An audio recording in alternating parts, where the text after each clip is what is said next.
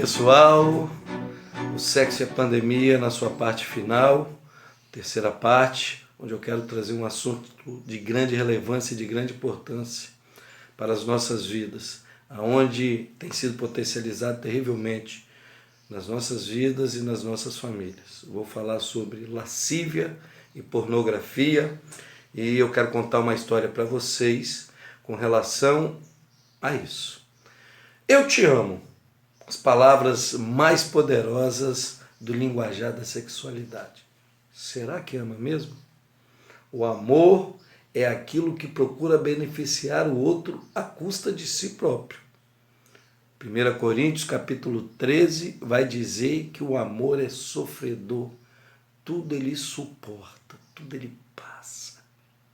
Diante disso eu quero contar uma historinha para vocês, uma história verídica, de Antônio e de Joana, que foram criados em lares cristãos, numa época onde a nossa cultura se alimentava muito bem da cosmovisão cristã. Eles cresceram no advento, antes do advento da TV, na década de 20, e essencialmente eles viviam do trabalho duro da terra. E dentro disso os dois moravam a certos quilômetros de distância, mas no interior de São Paulo. O Antônio tinha 18 anos, a Joana 16, e eles se conheceram em um retiro espiritual. Imediatamente os dois se apaixonaram, né? Eles ficaram muito atraídos um pelo outro. Antônio nunca tivera esse sentimento por moça nenhuma, por garota nenhuma, e ao longo de 2 anos eles namoraram. Antônio sofria muito com o distanciamento de Joana, o coração dele chegava a doer por estar separado. Joana também experimentava novas sensações e depois desses 2 anos de relacionamento, eles se casaram. Eles nunca haviam amado ou se interessado por outras pessoas, sempre mantiveram-se puro durante o relacionamento de namoro e diante disso, na noite de núpcias, era um pouco assustador para eles. Ainda havia uma repleta ansiedade por antecipar aquele momento, poder liberar aquele poder santo do desejo que um nutria pelo outro. Na noite de núpcias as coisas não foram da forma como eles esperavam, ficou meio esquisito, mas nos dias seguintes eles aprenderam. Antônio não podia acreditar na beleza do corpo da sua amada, na sua maciez, nas curvas que lhe traziam um sentimento de santa fascinação, sua doçura, suas formas que eram tão diferentes da dele. Eles podiam ficar deitados por horas e acariciar um ao outro, explorando-se, ou simplesmente descansar um nos braços do outro por horas. Junto a Joana, o coração de Antônio enchia-se de sentimento, de refúgio, de descanso, de um ser completo. Joana também estava extasiada pelas novas emoções que explodiam dentro dela. Ela ansiava pelos toques de Antônio, suas carícias eram gentis e provocavam explosões de desejos dentro dela, algo que jamais ela tinha experimentado. Ela queria se revelar completamente, se entregar sem reserva ao seu esposo. Durante meses seguintes, eles aprenderam novas maneiras de se agradar um ao outro. Todas as vezes que se separavam, mesmo por poucas horas, era uma dor enorme. Ansiavam estar sempre um perto do outro e essa separação gerava muita angústia de forma insuportável. Quando Antônio teve que viajar por um dia, eles se abraçaram, sentidos como se algo estivesse se rasgando dentro deles. Aquele foi seu primeiro ano de casado, um ano inesquecível, um ano de grande intensidade para os dois. Sem que Antônio e Joana soubessem, este primeiro ano de casado, Deus estava preparando, soltando coisas dentro do DNA deles para que eles pudessem viver o propósito de vida deles. Os seus corpos foram ativados, o gatilho biológico desenhado por Deus com o objetivo de uni-los. Para Antônio, esse gatilho foi o poder de poder contemplar a sua esposa em toda a sua nudez e beleza. Para Joana, foi o toque gentil e as palavras que o marido desenvolvia sobre a vida dela e sobre a vida dos dois. Este mecanismo foi ativado no cérebro de ambos na noite de núpcias, na noite do seu casamento, onde ondas invisíveis de energias hormonais, substâncias químicas e endorfina foram liberadas no cérebro e no hipotálamo e, por consequência, nos órgãos sexuais. Esses agentes biológicos e químicos atingiram um nível muitas vezes maior do que o normal. Uma conexão inventada por Deus estava sendo criada entre Antônio e Joana, unindo as suas almas, dentro do propósito de Deus. Ficaram unidos pelo resto da vida. 10 anos se passam e eles tiveram 4 filhos. E consciente que ele deveria manter o sustento da família, ele abre uma empresa. Durante uma viagem de negócio, um colega dele mostrou uma foto pornográfica de uma mulher nua. Imediatamente Antônio sentiu uma forte repulsa. Ele nunca tinha visto outra mulher a não ser a sua esposa nua. Ele só queria ter na sua mente a imagem e a beleza da sua esposa. O que ele e a sua esposa compartilhavam era algo muito puro, muito belo. Qualquer outra coisa que vinha à sua mente parecia-lhe degradante e repugnante. Antônio e Joana ficaram casados 72 anos. Eles criaram 4 filhos e viveram um para o outro até verem os trisnetos. Conforme envelheciam, a única preocupação de ambos era cuidar um do outro. Quando Antônio morreu com 95 anos, Joana sofreu, mas foi consolada pela família. Sua mente ainda era muito lúcida, mas algo fora arrancada da sua alma.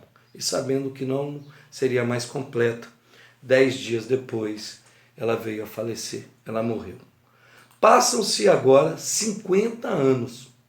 Ou seja, no final da década de 60, mais especificamente em 1969, nasce Ronaldo. Com seus pais divorciados, ele tinha somente 5 anos. A mãe dele trabalhava em período integral. Desta forma, Ronaldo passou a maior parte da sua infância sozinho.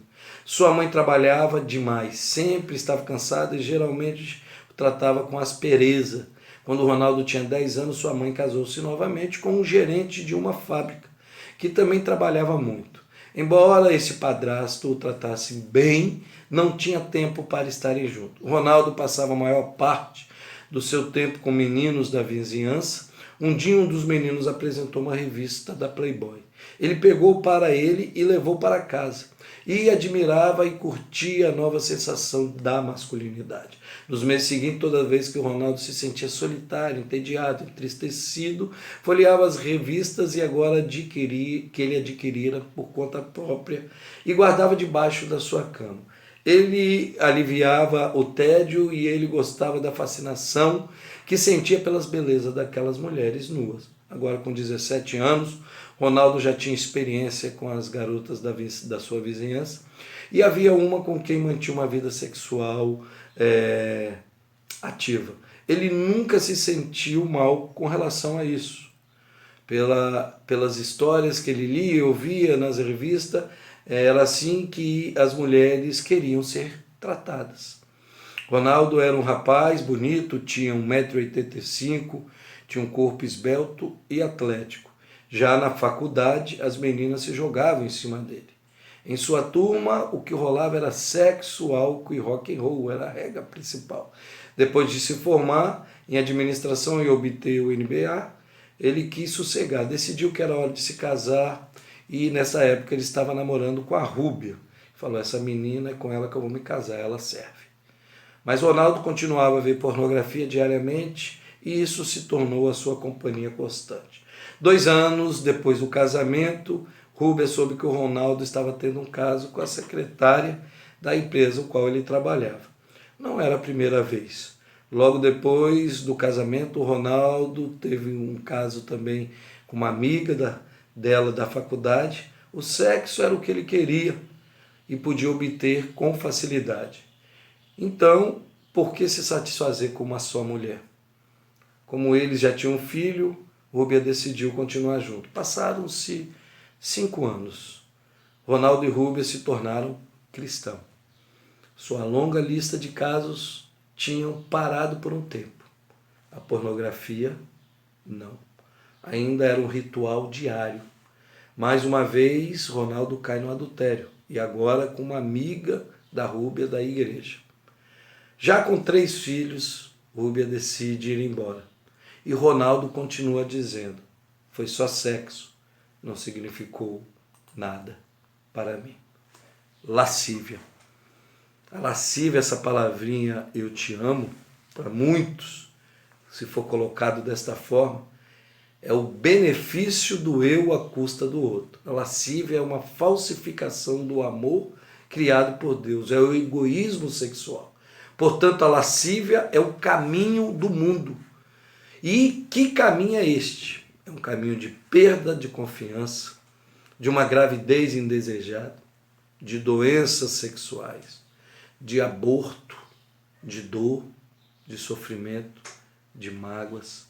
Esse é o caminho da lascívia, que para todos os lados que nós olhamos hoje o mundo oferece estímulos sexuais, tentando alimentar os pensamentos e gerando impureza nos relacionamentos, nas pessoas. Isto é hoje o que a gente entende, o cabelo está meio fora aqui do contexto, como lascívia. Lascívia é o caminho da pornografia e da morte. Lá em João, terceira carta de João, no versículo 1, diz que não imites o mal, mas sim o bem. O que pratica o bem vem de Deus, e o que não pratica jamais viu a Deus. A lascívia, essas palavrinhas e essa condução de como nos satisfazer pessoalmente tem gerado um caminho de degradação terrível. E esse caminho de degradação tem um nome: pornografia. Nesse tempo de pandemia, com as pessoas isoladas, ficando em casa, quantos têm se alimentado de pornografia? Até porque é muito fácil, hoje está na nossa mão. Antigamente ainda tinha que pegar um dinheiro, ir lá comprar, ir numa banca, se expor. Não. Hoje muita gente tem se alimentado de pornografia e olha como isso é complicado e é terrível. Presta atenção. A palavra pornografia vem do grego pornografos, que significa escrito sobre prostitutas. Hoje é consenso que qualquer expressão escrita gráfica ou filme que apresente a relação sexual explícita com o fim de provocar excitação é pornografia. Na pornografia, o obsceno sobressai. O caráter obsceno que ofende ao pudor, em outras palavras, a sexualidade relacionada com o mórbido ou com a degradação dessa própria sexualidade. E a pornografia, ela tem o seu gênero, as suas características são terríveis. Além de ter as imagens das genitálias descaradas, os corpos são meros objetos de comércio. É um contexto de relação sexual isolada, sem contexto de palavras, de desejos verdadeiramente saudáveis, falta de narrativa, ausência de limites, tudo é permitido, sendo as coisas mais degradantes e às vezes absurdas, e a pessoa simplesmente que está assistindo é um espectador, é um voyeur. Filipenses 4,8 vai dizer: meus irmãos, quanto ao mais, irmãos, tudo que é verdadeiro, tudo que é honesto, tudo que é justo, tudo que é puro, tudo que é amável, tudo que é de boa fama, se há alguma virtude, se há algum louvor, pensai nisso. Filipenses 4,8. Presta atenção. A pornografia, o grande detalhe dela é que ela vem de encontro com a liberdade. Muita gente pode estar pensando, vendo esse vídeo, falando: não, mas eu sou livre, eu posso fazer, eu posso me envolver em situações. O que você tem a ver com isso? Presta atenção. Um consumidor de pornografia, cedo ou tarde, terminará afetando as pessoas com as quais se relaciona, porque se converte em um viciado. É uma prisão. A pornografia é uma prisão, ela escraviza. E por quê? Porque desenvolve comportamentos nocivos a ele e à sociedade, que está próximo a ele. Ele fica insensível ao maltrato sexual, ou seja, potencializa a violência. Ele diminui o valor relacional das pessoas que participam da pornografia, especialmente a mulher. Por isso que nós estamos vendo tantos homicídios, tanto caso de homens, feminicídio matando mulheres, porque a mulher não passa de um objeto sexual. E existe a perda da consciência, porque o consumo pornográfico ele vai potencializando coisas degradantes e terríveis na mente da pessoa. Os filmes pornográficos hoje financiam tráficos internacionais de mulheres, prostituição, abuso, pedofilia, entre outros.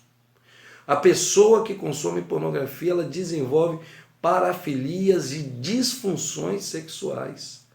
O vício material sexual, de forma cada vez mais explícita e mais forte, é exigido pela mente e pelo corpo, cada vez se degradando mais e mais. A pornografia leva aquilo que muita gente diz liberdade, mas de verdade leva a libertinagem, que é diferente de liberdade. É a mesma coisa religião, religiosidade, política e politicagem. Religião é aquilo que liga-nos a Deus.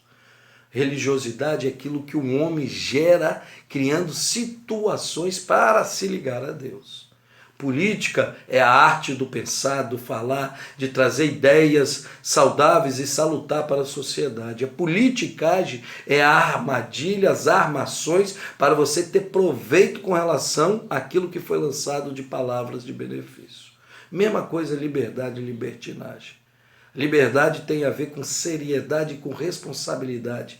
Libertinagem seria uma pseudo-mentira da liberdade. Seria a lascívia. Seria utilizar situações de degradação contra as pessoas. 1 Tessalonicenses 5, versículo 21 e 22 fala bem assim: mas põe à prova todas as coisas e fique com o que é bom. Afaste-se de toda forma de mal. Afaste-se. A liberdade do cristianismo conduz às escolhas de se abster de formas de mal ou de qualquer aparência que implique em não compreender o caráter do puro e do nobre dos atos humanos, incluindo a sexualidade. A libertinagem já existe ou consiste em viver sem regras, sem limites. Parece ser liberdade, mas no final termina escravizando os que vivem deste modo. Só é livre quem tem consciência plena de seus atos e consequências para si mesmo e para com o próximo, para com o outro.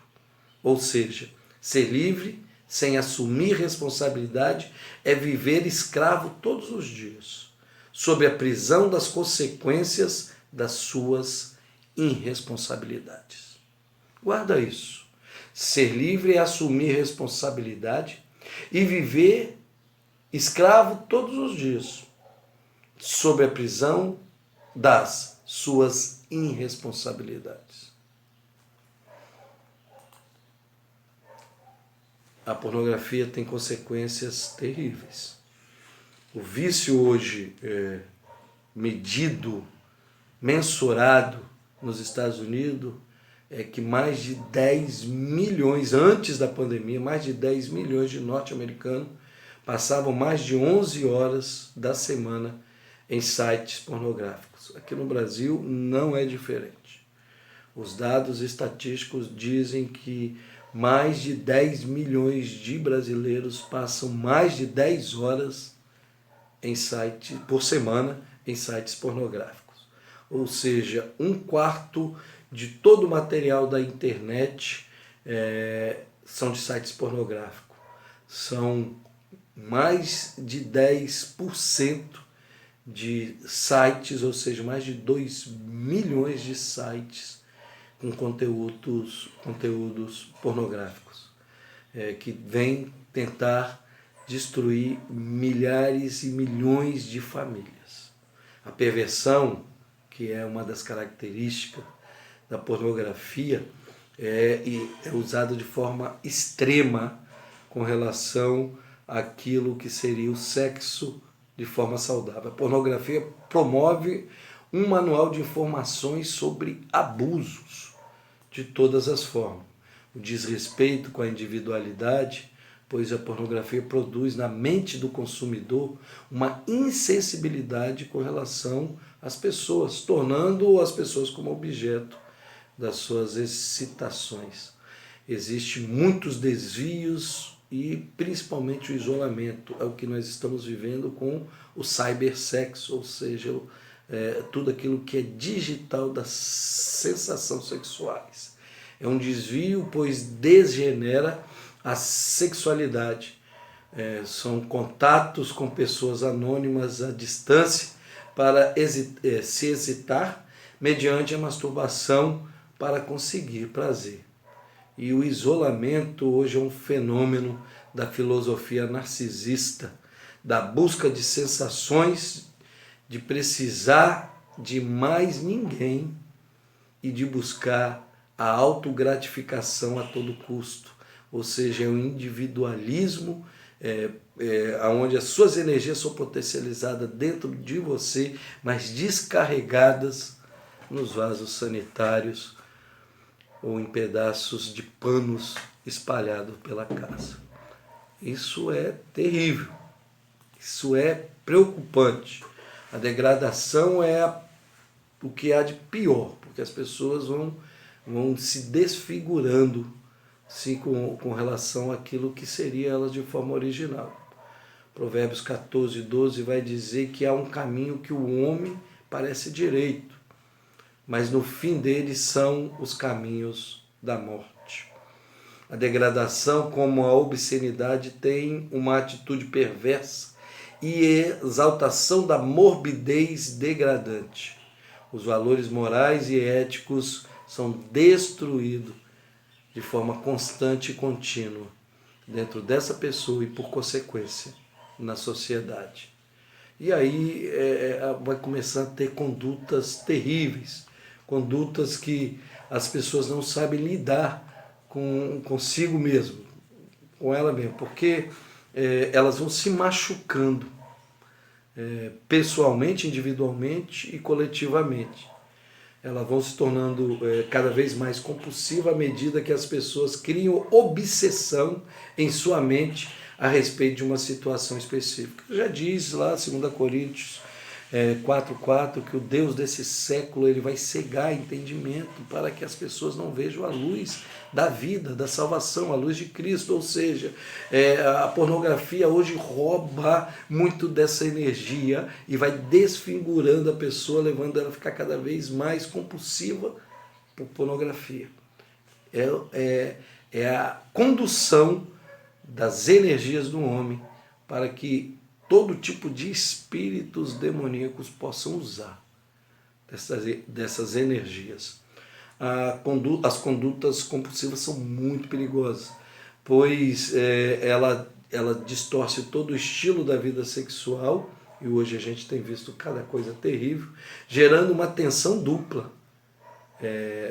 por consequência, ou seja, a ansiedade por querer mais e também, de alguma forma, tentar esconder já uma transfiguração que está acontecendo com a pessoa. Hoje, alguns não querem nem mais esconder isso, porque estão vivendo de forma terrivelmente essa situação.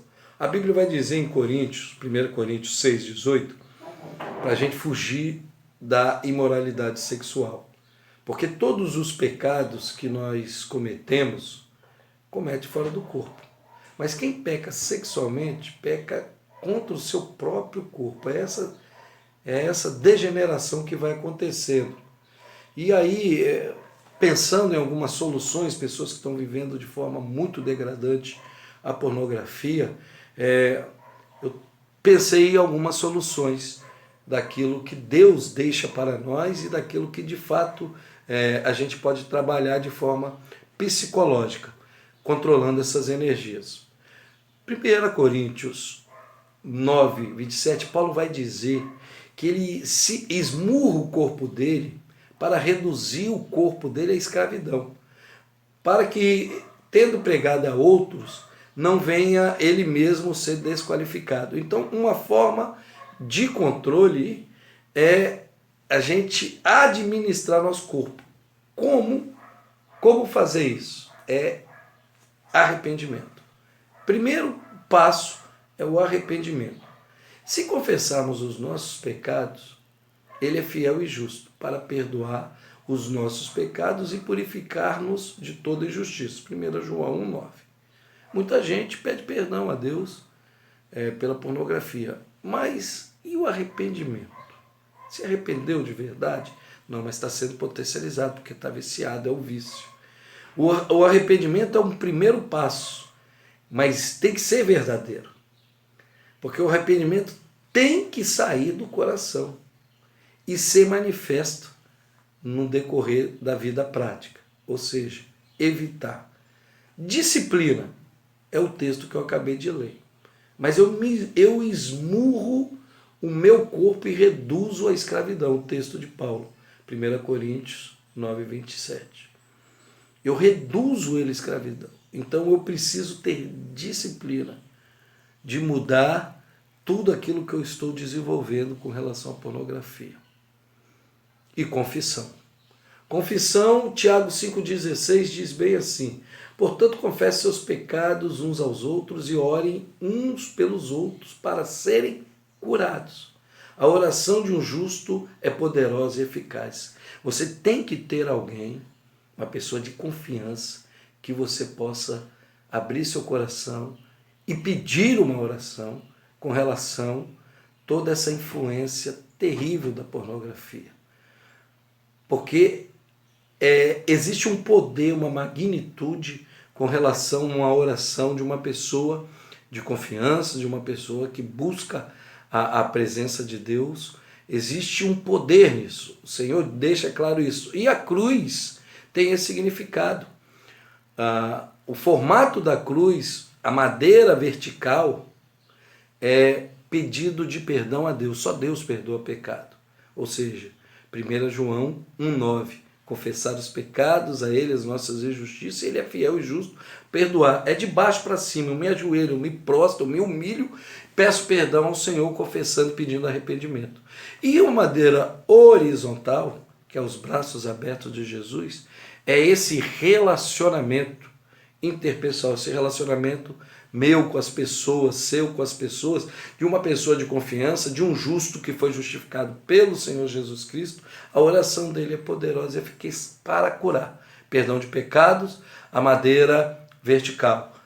Cura da alma, das emoções, dos sentimentos, cura física, a madeira horizontal. Então eu quero deixar esse caminho: arrependimento verdadeiro, disciplina e confissão dos pecados. Porque a gente precisa, de fato, viver uma intimidade nesses dias de pandemia com Deus, pois esses dias estão sendo difíceis, custosos, mas tem promessa. Você acha que vai ser qualquer pessoa que vai estar próxima a Deus? Eu quero fechar com um detalhe. Satanás tem raiva de você. O mundo te odeia, Jesus já deixou isso claro. E ele vai fazer de tudo para você ser o aluno reprovado. Ele não quer que você esteja nas moradas celestiais de papai, do eterno, do Criador. Guarda isso, querido. Reveja valores e princípios, principalmente com relação à sexualidade. O sexo e a pandemia vai se fechar hoje, com esse vídeo. Mas nós poderemos falar um pouco mais à frente com relação às energias, o poder de Deus, com relação a esta unidade que Deus deixou para cada ser humano na Terra. Mas se isso que nós falamos foi relevante, mexeu com você, dá seu likezinho aí, curta, compartilhe, tem muita gente precisando. E guarde essa direção: arrependimento, disciplina e confissão.